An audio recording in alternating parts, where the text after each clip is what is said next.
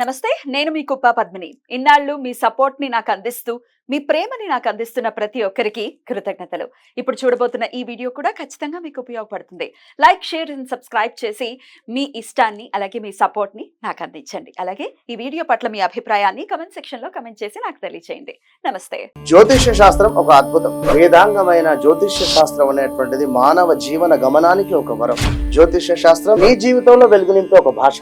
ఆ భాష నీకు అర్థమైతే ప్రకృతి నీతో మాట్లాడుతుంది. అస్ట్రాలజీ నేర్చుకోవాలి అనుకునే వారికి అద్భుత అవకాశం. మురళీధర శర్మ గారి అస్ట్రాలజీ క్లాసెస్ అతి త్వరలో మొదలు కాబోతున్నాయి. 100% జాబ్ గ్యారంటీ. వివరాల కొరకు సంప్రదించండి. నమస్తే, వెల్కమ్ టు అవర్ ఛానల్. నేను పద్మిని. ప్రస్తుతంతో పాటు ప్రముఖ ఆధ్యాత్మికవేత్త, జ్యోతిష పండితులు, అమ్మవారి సేవకులు, దత్త గణపతి ఉపాసకులు మురళీధర శర్మ గారు మనతో పాటు ఉన్నారు. మాట్లాడదాం. మురళి గారు నమస్కారం అండి. మహాదేవ శ్రీమాత్రి. మురళి గారు, ముందుగా మీకు వరలక్ష్మి వ్రతం శుభాకాంక్షలు అండి. అందరికి అందరూ చేసుకునేటటువంటి పండుగ. ఓన్లీ ఆడవాళ్ళు మాత్రమే చేసుకునేది కాదు. ఎందుకంటే లక్ష్మీదేవి మగవాళ్ళకి కావాలి, ఆడవాళ్ళకి కావాలి కదా. అయితే ఆ రోజు చాలా చాలా వైభవోపేతంగా మంచి రోజు రాబోతోంది. అంటే వరలక్ష్మి వ్రతం రోజే ఏకాదశి వస్తోంది. పుత్రద ఏకాదశిగా జరుపుకునేటటువంటి ఈ శ్రావణ శుక్లపక్ష ఏకాదశిని, అటు వరలక్ష్మి వ్రతంతో పాటు ఏకాదశిని ఎలా వినియోగించుకోవచ్చు ఒకసారి మీ ద్వారా. తప్పకుండా అమ్మా. వాస్తవానికి కూడా ఇక్కడ ఒక విషయం ఏమిటి అంటే, గురువారం ఏకాదశి అని మనకు క్యాలెండర్లో ఇవ్వడం జరిగింది కనుక ఏకాదశి ఎవరైతే పాటించాలి అని చెప్పి అనుకుంటూ ఉన్నారో మీరు శుక్రవారం రోజు పాటించండి. ఎందుకు అంటే ఆ రోజు సూర్యోదయానికి మనకు ఏకాదశి ఉంటుంది. అటు పిమ్మట ద్వాదశితో కూడినటువంటి ఏకాదశిని మనం చేసుకోవడం వలన మంచి ఫలితం ఉంటుంది. ద్వాదశి అంటే అమ్మవారు, అదేవిధంగా ఏకాదశి అంటే స్వామివారు కనుక ఇద్దరికి సంబంధించినటువంటి విధంగా మీకు అద్భుతమైనటువంటి పుణ్యము లభించేటువంటి పరిస్థితి కనుక దశమితో కూడింది కాకుండా అది చేసుకునేటువంటి ప్రయత్నం చేయండి. ఇందులో ఇక ముఖ్యంగా ఏకాదశి అంటేనే ముఖ్యంగా ఏమిటి? ఫాస్టింగ్. ఎలాగో వరలక్ష్మి వ్రతం రోజు ఫాస్టింగ్ చేస్తారు ఆడవాళ్ళు. కలిసి వచ్చింది చక్కగా. ఇంకొక ముఖ్యమైన విషయం ఏమిటి అంటే, సూర్య భగవానుడు తన సొంత ఇంటికి వచ్చేటువంటి పరిస్థితి ఉంది. కర్కాటకంలో నుండి సింహలగ్నంలోకి, సింహరాశిలోకి రాబోతూ ఉన్నాడు తన సొంత ఇంటిలోకి. కనుక ఎవరైతే సింహరాశి వారు ఉన్నారో కొంచెము జాగ్రత్తగా ఉండండి. ఈగో ఫీలింగ్ పెరిగేటువంటి పరిస్థితి. ఎందుకంటే మన ఇంట్లో మనము ఎవరూ లేకుండా ఉంటే ఎట్లుంటుంది? ఆ స్వేచ్ఛ వేరే ఉంటుంది. కనుక ఎవరైనా వచ్చి కాలింగ్ బెల్ కొట్టినా కూడా డిస్టర్బేషన్ అనేటువంటి ఒక, అంటే జనరల్ గా ఏదో ఒక మనం ఒక సాంగ్ వినే మూల్లోనో, లేదా ఒక పేపర్ చదివే మూల్లోనో, లేదా ఒక కథ చదివే మూల ఏదో సిచ్యువేషన్లో ఉన్నాం. మన ఇంట్లో ఒక గర్వంగా ఉన్నాం నేను అనేది అర్థం చేసుకోండి. ఎవరో వచ్చి డిస్టర్బ్ చేస్తే ఏదో చిరాకు ఉంటుంది. అలా ఈ నెల రోజుల పాటు కొంత ఇబ్బందికరంగా ఉంటుంది. ఎవరి జాతకంలో అయితే సూర్య భగవానుడు తులాలో ఉంటారో, ఇవేది సింహరాశి వారికి. నాది సింహరాశి, బట్ నా చాట్లో సూర్యుడు తులాలో ఉన్నాడు. నాకు హెల్త్ ఇష్యూస్ వచ్చేటువంటి పరిస్థితి ఉంది. కనుక ఒకటి జాగ్రత్త. రెండవది పౌరుషం పెరిగేటువంటి, ఇక్కడ ఈగో ఫీలింగు పౌరుషం అంతా ఒకటే. కానీ చెప్తున్నా, కొందరు ఊరికే ఏదో అంటే ఒక పౌరుషము చూపెట్టడం కానీ, పౌరుషంగా మాట్లాడడం కానీ కొంత ఉంటుంది. అదొకటి కూడా చూసుకోండి. నెల రోజులు బిఫోర్ చెప్తున్నాను. అయితే ఈ విధంగా సూర్యునికి సంబంధించినటువంటి పరిస్థితులు ఉంటవి. మరొక ఎపిసోడ్ లో దీనికి ఒకసారి సూర్యుడు సింహరాశిలోకి వచ్చినటువంటి ఆ రోజు 17th వస్తున్నారు కాబట్టి ఎట్లా ఉండబోతుంది అనేది సవివరంగా ఇంకొక వీడియోలో మనం మాట్లాడుకుందాం. తప్పకుండా. అయితే ఇప్పుడు ఏకాదశి, పుత్రద ఏకాదశి కాబట్టి 2 పర్యాయాలు వస్తుంది పుత్రద ఏకాదశి. పుష్యమాసంలో ఒకసారి చేసుకుంటాము, అలాగే ఈ శ్రావణ మాసంలో కూడా చేసుకుంటాం. ఎందుకు పుత్రద ఏకాదశి చెయ్యాలి అని అంటే ఏం చెప్తారు? పుత్రద ఏకాదశి అంటే, ఇప్పుడు ఇది చెప్తే కొందరు యాక్సెప్ట్ చేస్తారు, కొందరు చేయరు. అంటే పుత్రులు ఉండేటువంటి వారు కానీ, లేదా పుత్రికలు ఉండేటువంటి వారు కానీ, కొందరు ఇంట్లో ఎక్కువగా కూడా స్త్రీ సంతానం ఎక్కువగా ఉంటుంది. ఒక అబ్బాయి కావాలి అని అనుకునేటువంటి వారు, అది ధర్మబద్ధమైన కోరికే.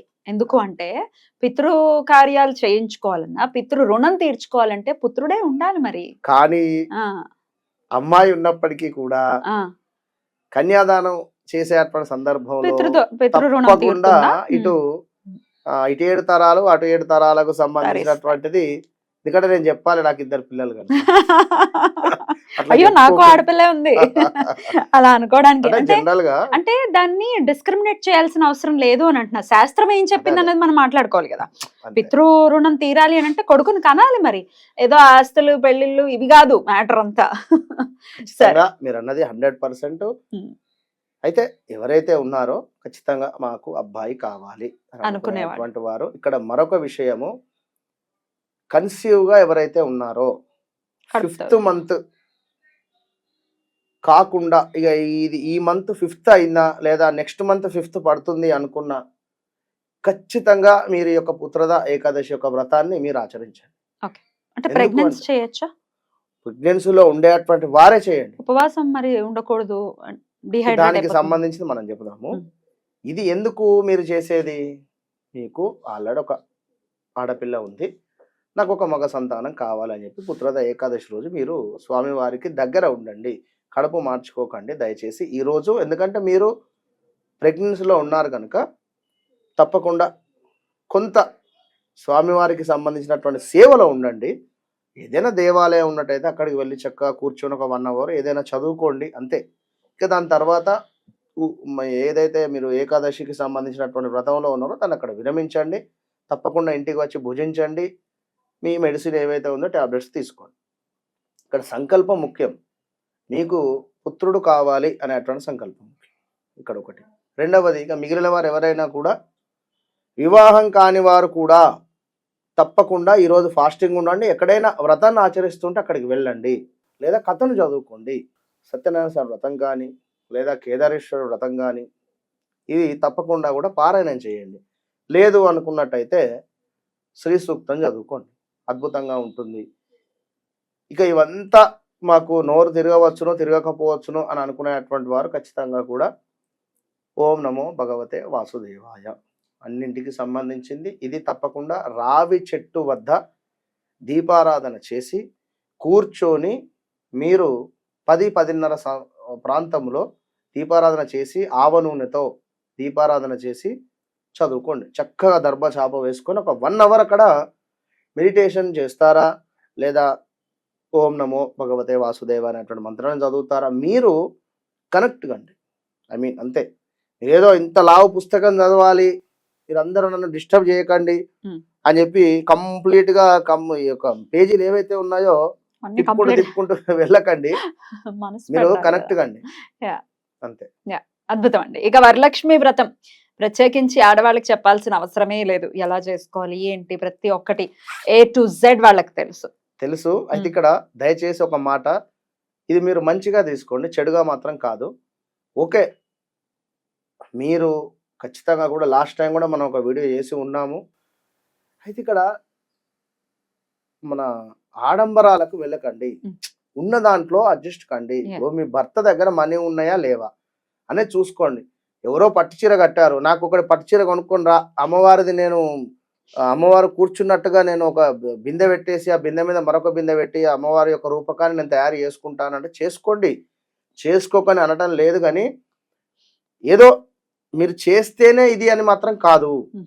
చక్కగా పసుపుతో గౌరమ్మను గణపతిని చేసుకొనైనా కుంకుమార్చన చక్కగా చేసిన తర్వాత కథను చదువుకొని చక్కగా కూడా, ఇప్పుడు జనరల్గా ఈ యొక్క బ్రాహ్మణ్స్ ఇండ్లలో ఏమిటి, వ్రతము పూర్తయిన తర్వాత నోములు ఇచ్చుకుంటూ ఉంటారు.